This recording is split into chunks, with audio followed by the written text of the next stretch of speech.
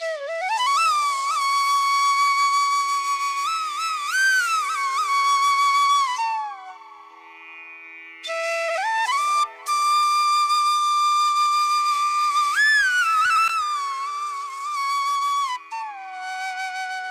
সকাল আমার প্রিয় বন্ধুরা, তোমরা সবাই কেমন আছো? আশা করি অনেক অনেক ভালো আছো। আর আমরাও সবাই ভালো আছি তোমাদের আশীর্বাদ আর ভালোবাসায়।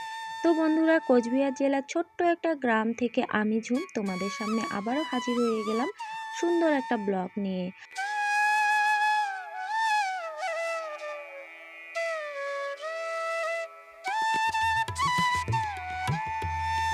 আশা করছি পুরো ভিডিওটা তোমাদের ভালো লাগবে। পুরো ভিডিওটা জুড়ে আমার সাথেই থাকবে। আর যারা এখনও চ্যানেলটা সাবস্ক্রাইব করনি, তো বন্ধুরা আমার চ্যানেলটা সাবস্ক্রাইব করে আমার পাশে থেকো। আর যারা আমাকে সাপোর্ট করছো, আমার চ্যানেলটা সাবস্ক্রাইব করে আমার বন্ধু হয়েছো, তাদেরকে অনেক অনেক ভালোবাসা জানাচ্ছি।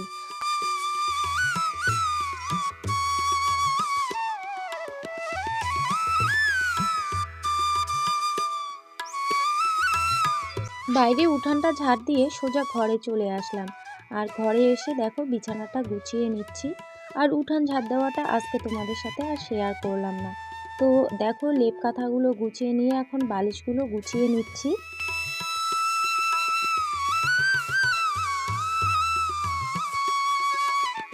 আর দেখো এখন বিছানাটাও ঝেড়ে নিচ্ছি। মাঝে মাঝে কিন্তু আমি বেডশিটটা তুলে বাইরে গিয়ে পরিষ্কার করে নিয়ে আসি, কিন্তু আজকে ইচ্ছে করলো না। আর প্রতিদিন তো আর শরীর একরকম থাকে না, তাই না বন্ধুরা? তো আজকে ঝাড়ু দিয়েই ঝাড় দিয়ে নিলাম। আর দেখো এখন ঘরটা ঝাড় দিয়ে নিব। তো এই দেখো খাটের এই সাইডগুলো একটু করে ফাঁকা আছে। আর ওখানে ছেলে কি করে, বই পড়ার সময় কাগজের টুকরো ওইদিকে ফেলে দেয়। যেহেতু বক্স খাট, তো সেজন্য তো ভালো করে ঝাড় দেওয়া যায় না।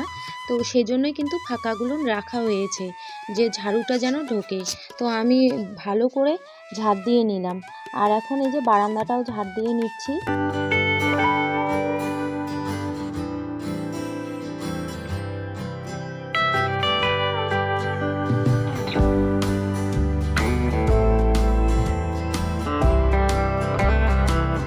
বন্ধুরা, তোমরা কে কোথা থেকে আমার ভিডিও দেখছো প্লিজ কমেন্ট করে জানিও। আর একটা লাইক দিতে কিন্তু ভুলো না, কেননা একটা লাইক আর একটা কমেন্টই কিন্তু আমার ভিডিও করার উৎসাহটা আরও বাড়িয়ে তোলে।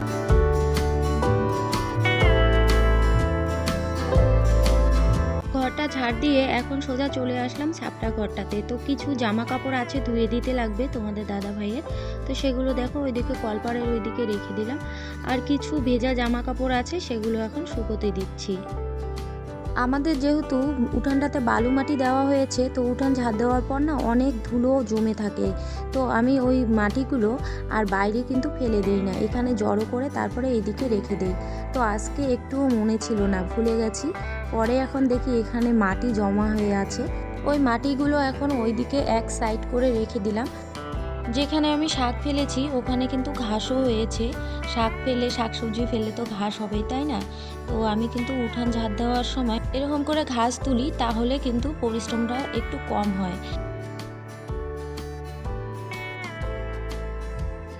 আমরা গ্রামের বউয়েরা কিন্তু শুধুমাত্র যে ঘরের কাজ করি, রান্না বান্না করি, কাপড় কাচি, তাই না, তার সাথে সাথে বাইরের কাজকর্মগুলোও করি। যেমন কিছু শাকসবজি লাগাই, সেগুলোও কিন্তু দেখাশোনার দায়িত্ব আমাদেরই থাকে। আবার অনেকেই বাইরে কাজ করে, জমিতে কাজ করে। তো আমরা কিন্তু গ্রামের বউয়েরা অনেক কিছুই কাজ করে থাকি, বাইরেও করি আবার ঘরেও করি, একসাথে দুটোই সামলাই। তো দেখো বন্ধুরা, এদিকে আমি লাল চা করে নিলাম। লাল চা খেয়ে এইদিকে আবার ভাতও বসিয়ে দিয়েছি।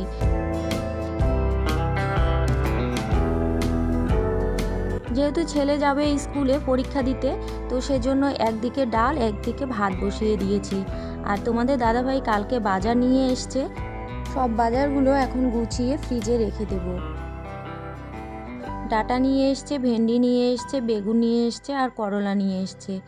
আর এদিকে একটা তেলের প্যাকেট নিয়ে এসছে। আমাদের কিন্তু গালামাল বাজার এক মাসে একবারে আনে না, যখন শেষ হয় তখনই নিয়ে আসে। কেননা আমাদের দিন আনা দিন খাওয়া এরকম সংসার, একবারে কোথায় পাবো এত টাকা, তাই না বন্ধুরা? তো বন্ধুরা, রান্নাবান্না কমপ্লিট করে সব কিছু পরিষ্কার করে কাপড় ধুয়ে এখন স্নান করে পুজো দিব।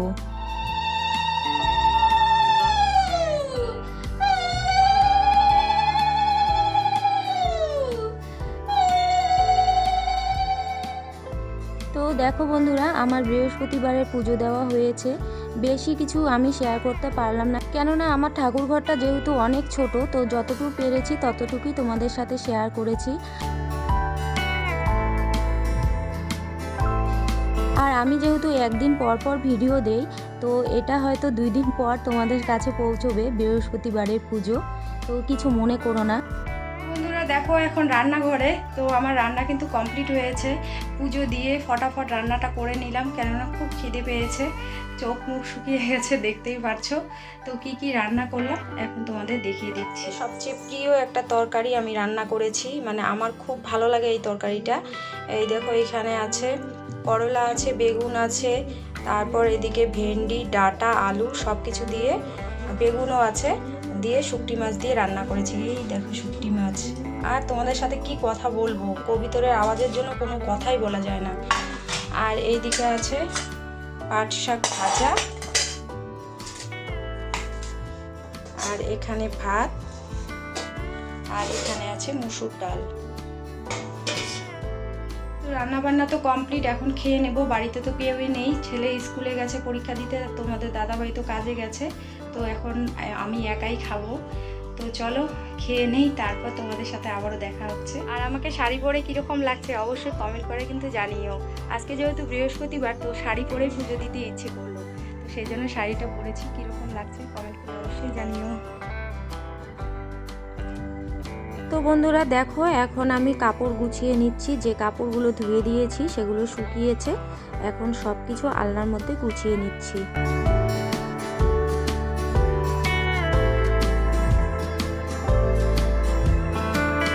আর ঘরের মধ্যে ভিডিও করার সময় আমি লাইট জ্বালিয়ে ভিডিও করি, কিন্তু তবুও যে কেন কালো কালো আসে বুঝতে পারি না। তো বন্ধুরা, তোমরা যদি কেউ একটু জানো আমাকে প্লিজ কমেন্ট করে জানিও।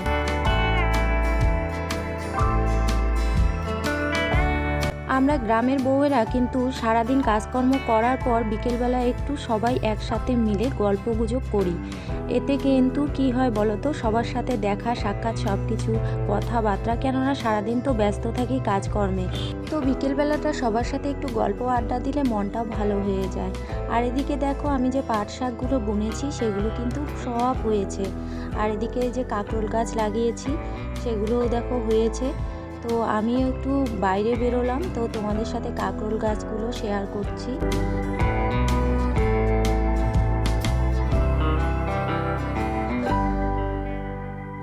সবাই বাইরে গল্প করছে, তো আমিও একটু রাস্তা হাঁটার জন্য বের হলাম সবার সাথে গল্প করার জন্য।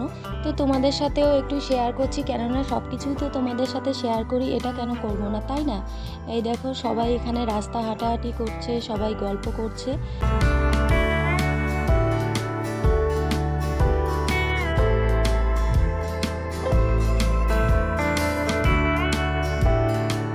তো বন্ধুরা, আজকের ভিডিওটা আর আমি বেশি দূর বাড়াবো না, এখানেই রেখে দিব। আজকের ভিডিওটা ভালো লাগলে লাইক কমেন্ট আর শেয়ার করতে ভুলো না। আর চ্যানেলে নতুন বন্ধু হলে প্লিজ বন্ধুরা আমার চ্যানেলটা সাবস্ক্রাইব করে আমার পাশে থেকো। সবাই ভালো থেকো, সুস্থ থেকো, নিজেদের খেয়াল রেখো। দেখা হচ্ছে পরবর্তী ভিডিওতে, ততক্ষণের মতো তোমরা সবাই ভালো থেকো। Tata, bye. সবাই আমাকে একটু সাপোর্ট করো প্লিজ বন্ধুরা।